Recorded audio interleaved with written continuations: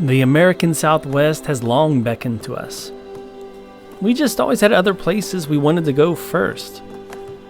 But a recent flight I took flew right over this part of the country, including right over the Grand Canyon, and even from 30,000 feet in the air, I was astonished by how beautiful it all appeared. Well, that flight, along with the fact that we had to cancel another trip that we had planned due to some world events, led us to take an 11-day road trip through this amazing region to celebrate our 15th wedding anniversary.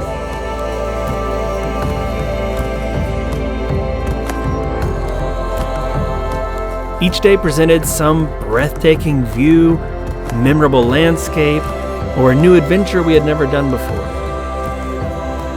Come join us as we complete what's called the Grand Circle. We'll see the mighty 5 national parks in Utah, drive our rented Jeep Wrangler through vast empty landscapes and mountain roads, stop at the iconic Monument Valley, walk through slot canyons, trek over sand dunes, and finally we'll end up in the Grand Canyon.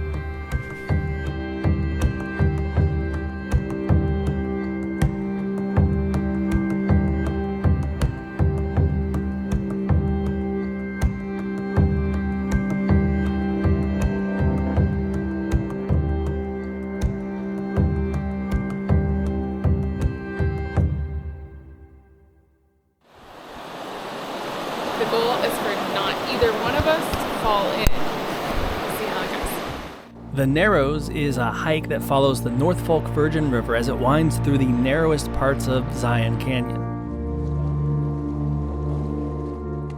For most of the hike, the water is ankle deep to knee deep. However, in spots, it does come up to your chest. The air temperature that day was in the low 50s and probably a little cooler than that in the canyons we were in. The water temperature, however, was a cool 43 degrees, so it was cold. But we rented some gear from Zion Outfitters, which is located right outside the entrance to the park, that allowed us to stay warm and dry for this hike. For half of the hike, you're walking upstream, so you're going against the current. So even though it is mostly flat, it's a fairly challenging hike. Not to mention you have to contend with unseen rocks under the water. We made it as far as the Wall Street part of this hike, and then we turned back, walking just about 8 miles in total when you include the hike to get to the river itself. This was the first stop on our Grand Circle adventure, and this was an amazing hike to start it with. After the hike, we ate lunch in Springdale, and then we took the scenic drive back through the park as the sun was setting. And of all the parks we visited during this trip, Zion had the most beautiful and majestic canyons. From there, we drove about 2 hours north to our adventure for the next day. This was supposed to be a sunrise time-lapse, but although we didn't get a sunrise this day, we did get another welcome surprise: snow! Yeah, the first snowstorm of the year came through this morning and put a stunning cherry on top of what would have been an amazing hike anyway. We ended up taking the Navajo and Queen's Garden Loop, which is a very popular hike there. We meant to actually take a longer loop, but we missed one of the turns, and so we ended up just doing this shorter hike. And honestly, it was just as well. The snow made some of the inclines a little slippery, and the wind was blowing the snow around quite a bit.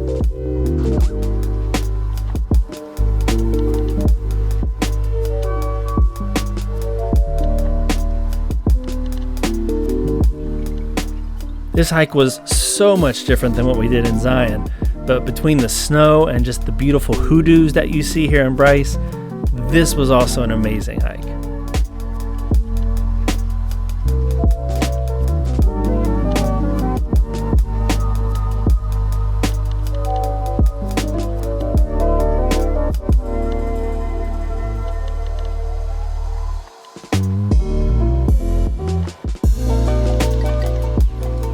Driving north from Bryce Canyon, we headed towards Cathedral Reef, and the roads were snowy in spots here as well, including we had to go through some kind of dicey roads through the mountains that we weren't expecting.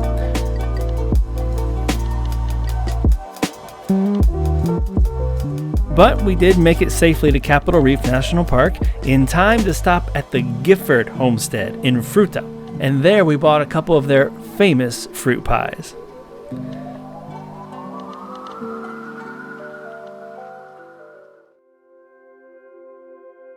next morning we drove through most of the park just before sunrise. The plan for this day was to drive through Cathedral Valley, which is in the northern part of Capitol Reef National Park.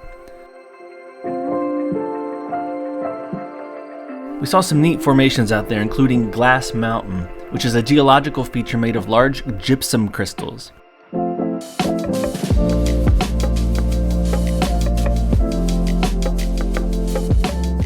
And right nearby is a huge rock formation known as Temple of the Sun.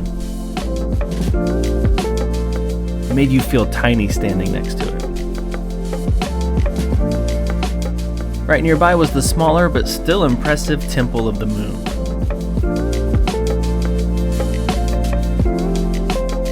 Another cool feature in this area are the Bentonite Hills.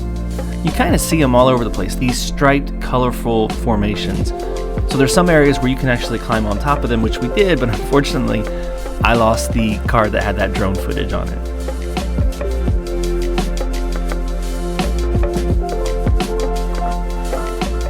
We then drove a little farther east to see the impressive Factory Butte. Not very far from there's a little known but amazing viewpoint called Moonscape Overlook. And just like it sounds, it really does look like you're looking down on the moon from there.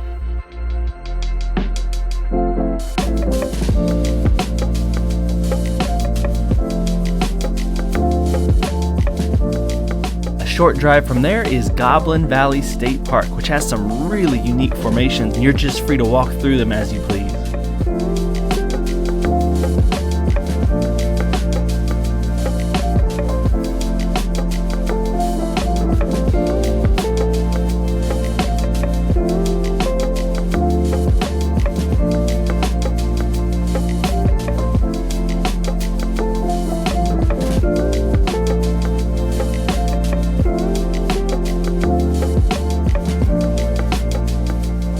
From there we drove to Moab, Utah, which would be our base for the next 3 nights. For our first day in Moab, we decided to stay away from the national parks, which there's 2 in the area, and do some other activities, including this lesser known but super fun hike called Corona Arch.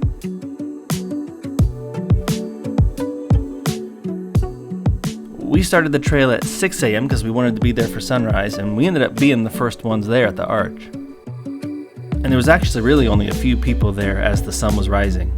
Really cool location that a lot of people don't know about still.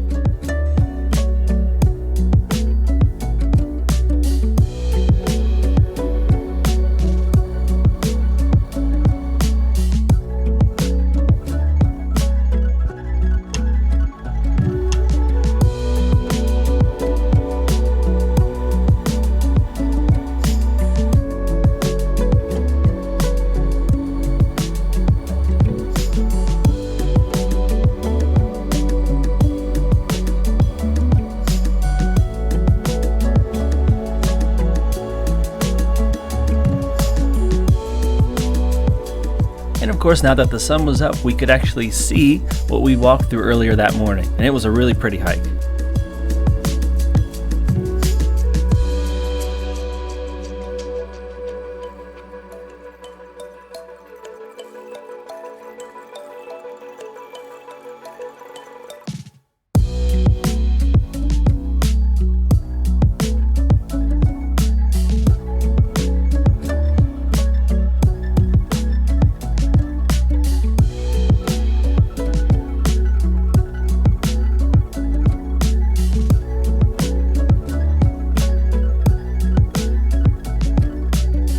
Just a short trip down the road from Corona Arch, there was a little pull-off with a really short hike where you could see some petroglyphs in the rocks and also some dinosaur footprints.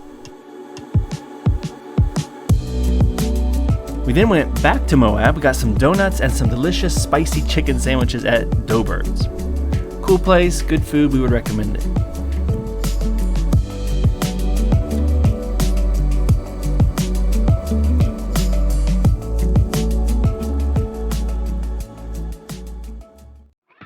That evening we did something a little different that neither of us had done before.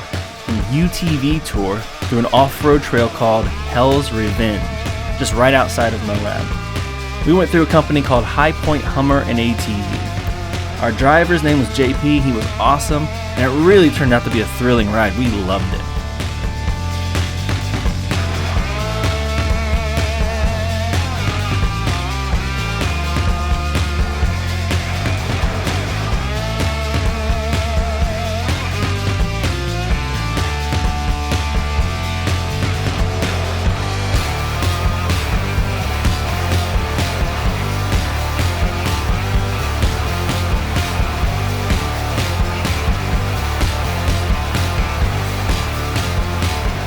They make a couple of stops along the way. One of them, they showed us some dinosaur tracks that were right there on the side of the trail. Also from that point, you can enjoy a beautiful view of the sun setting on one side, with the moon on the other, and the snow-covered La Salle Mountains in the background.